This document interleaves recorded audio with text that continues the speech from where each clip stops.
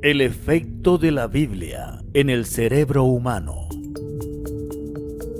Recientemente, un estudio realizado por el Center for Bible Engagement, o Centro de Compromiso con la Biblia, encontró evidencias científicas que prueban el increíble poder que la lectura de la Biblia Sagrada tiene sobre el ser humano.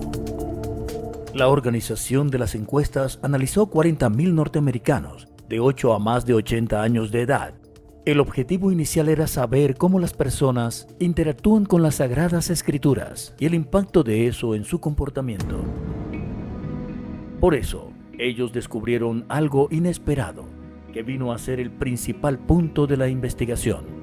Los datos revelan que la lectura de la Biblia, cuando es realizada solamente una vez a la semana, pudiendo ser hasta incluso hecha por el pastor de la iglesia, cuando dice, abra su Biblia y lea conmigo, tiene un efecto casi insignificante.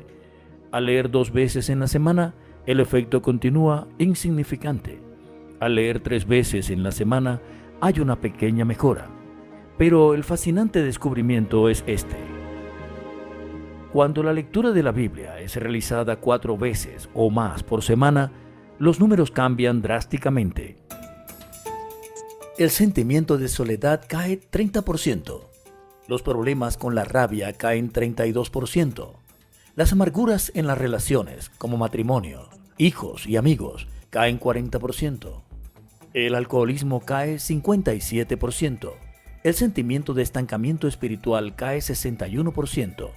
El contacto con la pornografía cae 61%. Con relación a los hábitos positivos, los resultados son aún más extraordinarios. La acción de compartir la fe aumenta 200%. La práctica de formar discípulos crece 230%. En cuanto a la capacidad de almacenar la palabra en su mente, aumenta en 407%. Los investigadores concluyen el estudio diciendo, juntos, esos datos consolidados llevan a una simple conclusión. El compromiso con la Biblia al máximo de días por semana es crucial para el crecimiento en la fe cristiana. Porque la palabra de Dios es viva y eficaz, y más cortante que toda espada de 2 filos, y penetra hasta partir el alma y el espíritu, las coyunturas y los tuétanos, y discierne los pensamientos y las intenciones del corazón.